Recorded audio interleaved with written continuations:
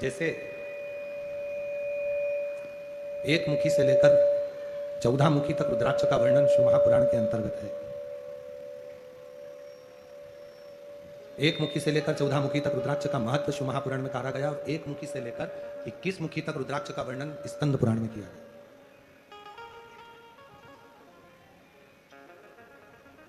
यदि हम शिव महापुराण की बात करें, शिव महापुराण का सुंदर चरित्रों का वर्णन अगर हम श्रवण कर रहे हैं और उसका स्मरण हम कर रहे हैं, तो उसमें एक मुखी से लेकर 14 मुखी तक रुद्राक्षों की महत्वता कही गई। और उसमें भी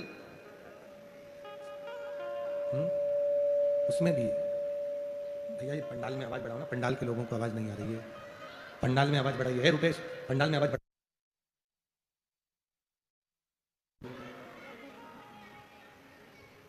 एक मुखी से लेकर 14 मुखी तक रुद्राक्ष की महत्वता कही गई है शिव महापुराण के अंतर्गत, और एक मुखी से लेकर 21 मुखी तक स्कंद पुराण में रुद्राक्ष की महत्वता कही गई और दोनों का महत्व वर्णन किया गया। उसमें 5 मुखी रुद्राक्ष, 7 मुखी रुद्राक्ष एक ऐसे रुद्राक्ष है जिन रुद्राक्ष को मात्र 5 मुखी और 7 मुखी रुद्राक्ष को मात्र आप जब अपने तन पर धारण कर लेते हो तो कोई बड़ा रोग भी अगर शरीर में लगने वाला होता है तो वो दूर हटना प्रारंभ हो जाता है और शरीर को कष्ट से। पंचानंद रूपी 5 मुखी रुद्राक्ष जो पंचानंद रूपी है, 5 मुखी रुद्राक्ष जो पंचामुख, यहां तक स्मरण करिएगा, थोड़ा सा ध्यान दीजिए, थोड़ा स्मरण करिएगा। यदि आवाज नहीं आ रही है, पंडाल की आवाज खोलो, नीचे पंडाल में आवाज बढ़ाइए। वर्णन एक बड़ा सुंदर भाव कहा गया। यदि मान लो शरीर में कोई गांठ पड़ गई, डॉक्टर ने कह दिया ये गांठ गल नहीं रही है, दवाइयां ले रहे हो, औषधियां ले रहे हो, और हमने पहले भी कथा में कहा कि डॉक्टर शंकर का एक रूप होता है, डॉक्टर शिव का एक रूप। शिव महापुराण की कथा डॉक्टर को शिव मानती है, डॉक्टर को शंकर का एक स्वरूप मानती है। और मान लो शरीर में कोई गांठ आ गई है, कोई गठान शरीर के अंदर आ गई है, वो गल नहीं रही, या रजो धर्म से जुड़ी हुई कोई प्रॉब्लम खड़ी हो जाती है। कई माताओं को रजस्वला धर्म के समय पर बहुत तकलीफें होती हैं, या रजस्वला धर्म में जुड़ी हुई कोई प्रॉब्लम हो जाती है, तो उसका भी अभी महाराज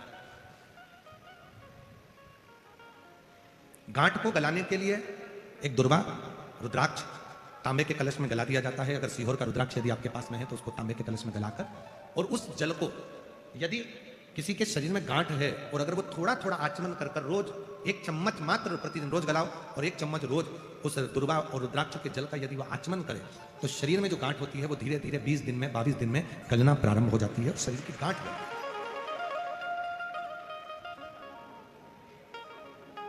उस रुद्राक्ष में इतनी मूलता होती है, इतनी मूलता होती है। जैसे 5 मुखी रुद्राक्ष है, 7 मुखी रुद्राक्ष है, ये प्रत्येक जो रुद्राक्ष है, रुद्राक्ष कभी भी फैशन के लिए नहीं पहना जाता है, रुद्राक्ष हमेशा संरक्षण के लिए पहना जाता है। जो लोग विचार करें कि हमने रुद्राक्ष केवल फैशन में पहनना, फैशन के लिए रुद्राक्ष नहीं है, हमेशा संरक्षण के लिए, अपनी रक्षा के लिए, अपनी सेफ्टी के लिए। जैसे पहले होता था कि कर्ण के पास में एक कवच था, किसी के पास, इंद्र के पास वो कवच पहुंचा, लोग कहते हैं कि उनके पास वो कवच था। शिव महापुराण की कथा कहती है आप इतना तप नहीं कर सकते कि आपके पास कोई कवच आए, आप इतनी साधना नहीं कर सकते कि आपके पास कोई कवच आए। तो भगवान शंकर ने पार्वती जी से कहा कि मेरे नेत्र अश्रु से जो ये रुद्राक्ष का पौधा उत्पन्न हुआ है और इसका जो फल है, अगर किसी मनुष्य के शरीर पर रुद्राक्ष अगर उसके गले में पड़ा हुआ है तो समझ लेना कि शिव उसका कवच बनकर उसके सामने खड़े। एक रुद्राक्ष,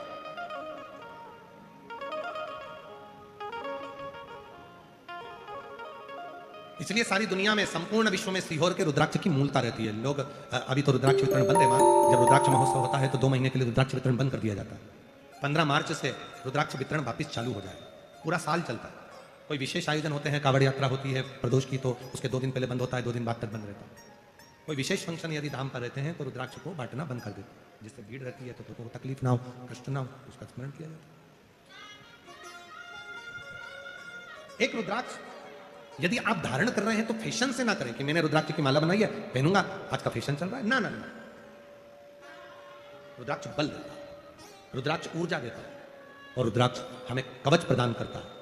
कितना सुंदर कहा गया, यदि प्रातः के समय पर, सुबह के समय पर यदि मात्र रुद्राक्ष को हम अपने सीधे हाथ से, गले में पड़े हुए रुद्राक्ष को केवल हाथ में थोड़ी तेजी से उसको पकड़ लेते हैं तो शरीर में अगर दिन भर में कोई रोग आने वाला भी होता है तो वो रोग कट जाता है, वो रोग समाप्त हो जाता है। उस रुद्राक्ष में इतना बल है,